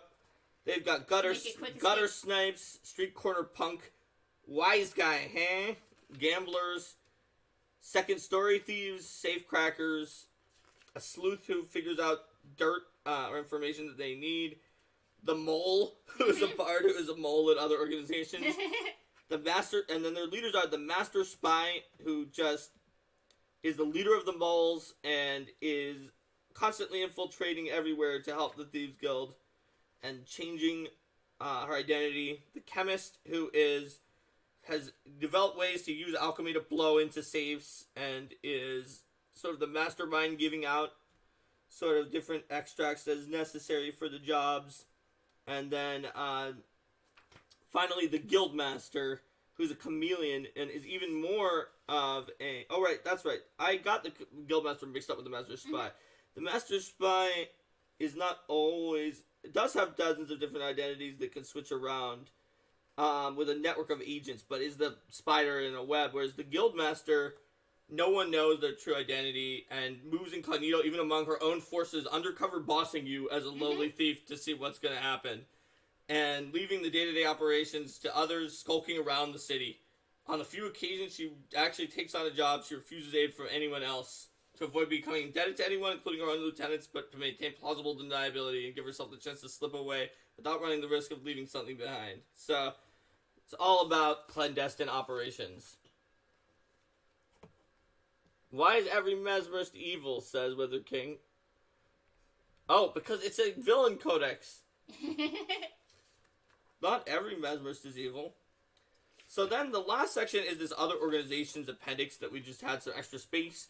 So I created a bunch of random groups that are just...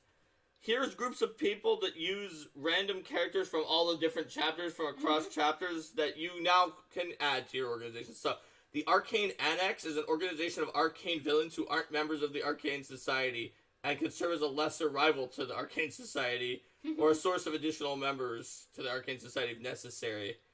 And it just is the Arcane Artillerist, Bog's Embrace, Callers, Death Chanters, and it has all the page numbers.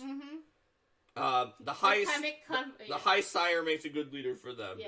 If they're a separate organization. The Beast Squad is monstrous foes who recognize that emulating the teamwork of the good aligned race is necessary for evil to triumph. The founding members are Bog's Embrace, a geek, a pestilent messenger, and the Wrathbringer, but the group accepts exceptional monsters of all kinds, including from Monster Codex. The Brazen Heroes are an unscrupulous adventuring party that are, I tried to make the adventuring party about the same level of each other and a actual fill all the forces, so it's got the Awakened Voice, which is the cleric who was recruited by the ghost from the Death Cult. The Chief Detective as their investigator / rogue.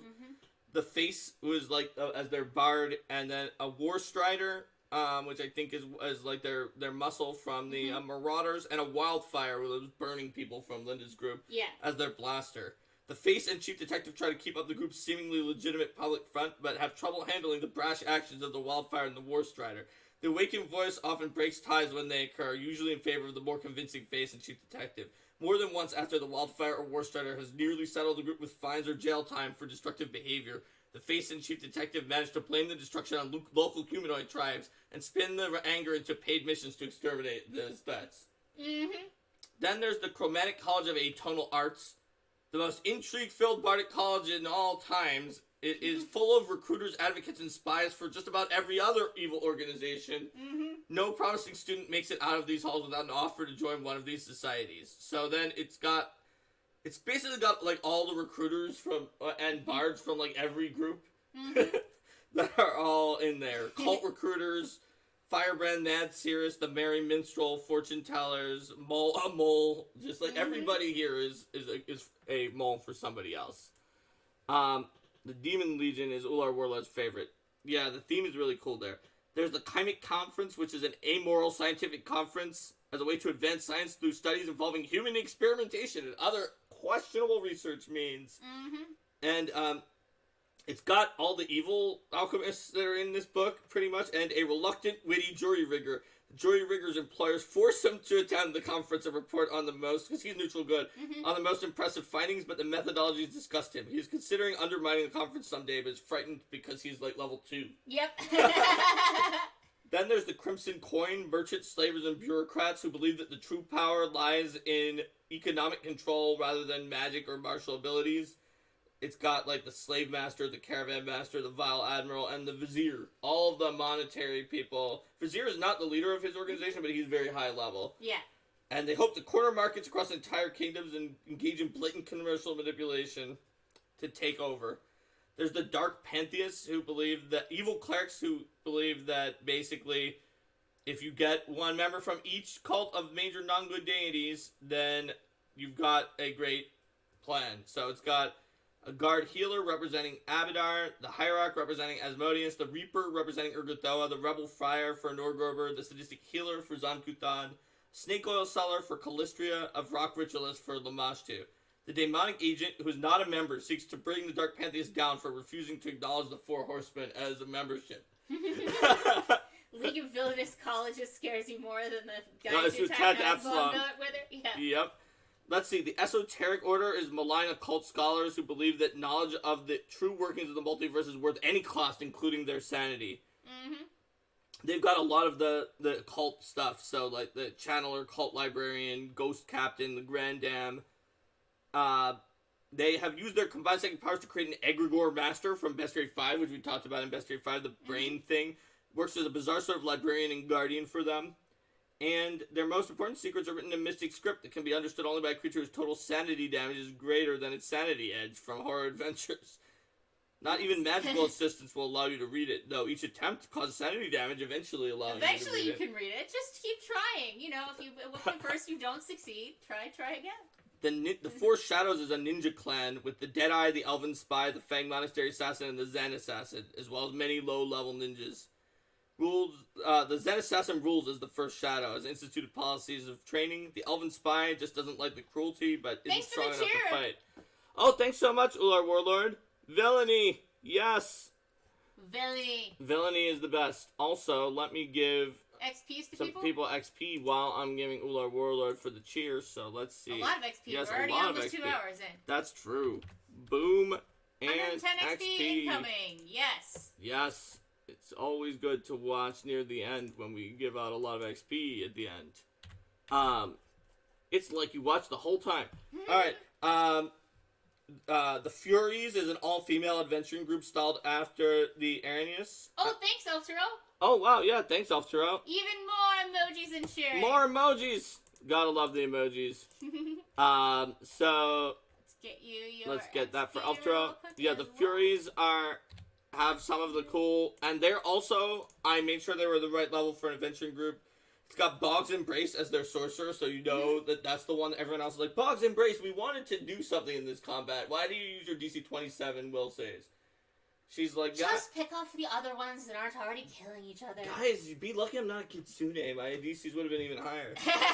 The Deadly Courtesan. Well, she wouldn't have had as high of ability scores as she That's was fair, Kitsune, but she'd be 2 levels higher in sorcerer. So, the Night Tyrant from the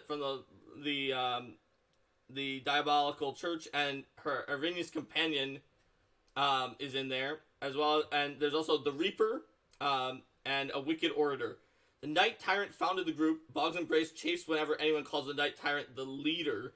The Furies are merciless, cruel, and efficient, and always follow their contracts once accepted. Doesn't matter whether the task is evil, neutral, or even good, as long as they continue to increase their power.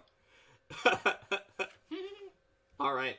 Then there's the Kingdom of Cats, where you replace the queen with a cat familiar instead of her mirror ruling the Kingdom of Cats. But also she manipulates the secret society, complete with the Grand Malkin to influence the Grand Dam. So she competes with the Ghost to influence the Grand Dam. And with political ties all the way through, the customs have been twisted by the cats and the societies. Most of the secret society members have high ranks in the government, as do regal court members other than the King of Vizier are gone, because this is all about cats and secret societies. Yes. The League of Dominion is definitely like this is the Legion of Doom from this book. It's called the League of Doom. The Legion of Dominion. It's called the Legion. It's called the Legion of Dominion for a reason. It is the Legion of Doom. It's got the most powerful and influential villains from remote nations, formed by the eminent Spell Queen, the most powerful villain in the book, that Lich from the before. It's an alliance of mutual, because of course Lex Luthor forms the Legion of Doom. Yes, obviously. Mutual self-interest to assist against the depredations performed in the name of justice by so-called heroes. Justice. The need for it has brought you to the Fangwood. You and your companions deep into the wilds of the Fangwood. Yes. It has only the strongest villains in the book. The Grand Dam and the Grand Malkin, the Grandmother of Slayers, the merciless Baelor, the Queen, the sinister Mastermind. They meet covertly to discuss major issues affecting them in their secret demi-plane meeting chambers. The eminent Spelking performs unwavering vigilance rituals to ensure that any thugs, such as paladins, who assault one of the Legion's members must deal with all of them. Yeah, that's great for a very high-level group. The Order of Flame is everybody who loves fire, basically. Yeah, the beauty of fire. Fire! You need Harley Quinn. Yeah. The Prodigies are a fledgling adventuring party who yearn to make a name for themselves but don't have the skill to back up their bluster or their pretentious name. The Guard Healer as their healer, Guard Spotter, Gutter Snipe, a merry minstrel, and their leader, a ruthless moneylender. What they lack in experience, they make up with bravado. And they... not all of them are evil, but they're extremely arrogant, so they're a really good foil for a low-level adventuring group. Even the Prodigies are self-aware enough not to challenge an established adventuring group. Then there's the Queen in Exile, which presupposes what happens if the Queen decides she's fed up in the Regal Court and joins her Musketeers. So it takes all of the Queen's loyalists in the Regal Court, mixes them in with the Musketeers, and talks about what she would do if she had to leave and join the Musketeers instead of playing the spider in the web of the mirrors. Mm-hmm. The Radiant Crusade is a fun one. It's a group of do-gooders who make an adversary for evil PCs, and it contains like all the good aligned characters in the book: the Elven Spy, Little Devil, Misguided Paladin, Petitioning Paladin, and Witty Joy Rigger. This is a philosophical organization with members of a variety of power levels rather than an active group. You need to probably get some NPC Codex to assist them. Mm-hmm. Then there's the Silent Oath, which is actually probably my favorite. So, you know, in like Venture Brothers, where like they have the minions who sometimes meet up and do a meeting. Mm-hmm. Silent Oath is an order of minions working across the various evil organizations that provide benefits to its members, from a place to vent and share frustrations at their overlords' demands, to an avenue for the organizations to coordinate through, even when the leaders are too opposed publicly to make an alliance and are just too like out there. It's like, yeah, my boss is a hippo. What can we do? My boss is a lich. You know how it goes. Yeah, with the threat of retribution from their commanders, the members swear a namesake silent oath of silence. The founder is a bearer who managed to find and attune a number of society rings that the secret society had forgotten about. Other members are the cult librarian, a Fang monastery ascendant, an operative, the renewer, my boss is a hippo, a shadowcaster, the spellmaster, and the stagecrafter. They're all like a little bit more behind the scenes. Like the stagecrafter is the one who does the special effects for the circus. Because there wasn't enough intrigue already. When you combine the You can add the silent oath. What is this, like, in Ultimate Intrigue, the section that says, like, Ultimate Intrigue? What if you do everything? What if your secret societies have a secondary secret society, so they can secret society while they secret society? Then there's Siren's Call, which is the Blight Caller, Bog's Embrace, the Ghost Captain, the Guard Captain, and the Wicked Order are the members of this extremely powerful evil adventuring group. It uses Bog's Embrace again. You've used Bog's Embrace in a lot of these. I think you just like that NPC. I think she was the right level or the right theme for a lot of them. Yeah. She's a monster, and she's their spellcaster. She's overpowered enough that she could be their spellcaster for this group that also has the Blight Caller and the Ghost Captain. It's a good mix of characters for this evil adventuring group, but they take quests by land or by sea. She's aquatic, that's how she got into this group. When at sea, the Blight Caller might deign to use a form better at swimming, but he always chooses one with one big bite attack like a shark. Yep. The Skull Bashers are an adventuring group with Enforcer from the Fang Monastery and the Fiendboard Ranger. They're really like Marshall, the Sheer Inductee, Pestilent Messenger, and Ship Surgeon, and the Wrathbringer. The Wrathbringer brings some scaldiness. Imagine that skull buffing the other ones, though. And their healing is that they hope the Ship's Surgeon is going to do it. Unapologetically violent murderers, they'll kill anyone for money. Patrons learn the hard way collateral damage is assured. Patron who pays late or doesn't pay enough will find his life added to the toll. The Syndicate is an underworld organization that combines and controls multiple kingdoms. It's got Thieves Guild, Slayers Guild together as like one big guild with the Fang Monastery as instructors who teach them in the ways of murder. The Guard Captain's Vigilante Identity. Teach me in the ways of murder. So, the Guard Captain's Vigilante Identity specifically doesn't say what evil organization, underworld organization it belongs to, so you can pick. In the world of the Syndicate is what the Guard Captain's Vigilante Identity belongs to, so the local guard is in its pocket. The Merchant Caravan works for them. The Carnival Troop spies for them. The Ringmaster is the pupil of the Syndicate's true leader, the Vizier. The only one who knows the leader's true identity is the Ringmaster. Because they are both evil mesmerists, so the Ringmaster learned from the Vizier. Vizier uses influence in court to subtly but aggressively advance the Syndicate's interests. Because so many, Wither King says so many wrong options for a king. That's right. Yeah. Well, it said the Vizier has economic interest, so the Vizier is the head of this syndicate. The Voice of Life is also an adventuring group founded by the Renewer to protect and cherish life. With extreme methods that are very twisted. It's got the Bearer, which is like the medium, the Cult Recruiter, an Interrogator, the Mad Seeress for some Scald backup, and the Renewer as their healer. Plus a Sea Witch, because you need a Sea Witch in any group. They tend to keep the Sea Witch, the only member without persuasive skills, out of the public eye. Because the other 5 members are actually all really, really charismatic and have a good public front. That's why they're the Voice of Life. They have celebrity status in many communities with few aware of the secret evil that they're actually doing. And finally, the White Arrows are evil archers who believe that archery is the purest expression of martial combat that is far more powerful than any other way to fight. And in Pathfinder 1st Edition, they're mostly right. So they've got all of the archers that you can possibly find, and they can be an evil archery group. And those are the extra evil groups that I wrote at the end to fill 2 pages, and I hope that you guys found those 2 pages useful if you have Villain Codex, or if you don't, inspirational as a way to mix and match and figure out how to use things in a different way. We got an update there. Did something go up with the poll? I don't know. I don't think so. I think it just popped up. All right. So I think let's say goodbye to YouTube, and Yes, then indeed. we can do our finale stuff. So bye, YouTube. See you next time. Bye. Hope you enjoy.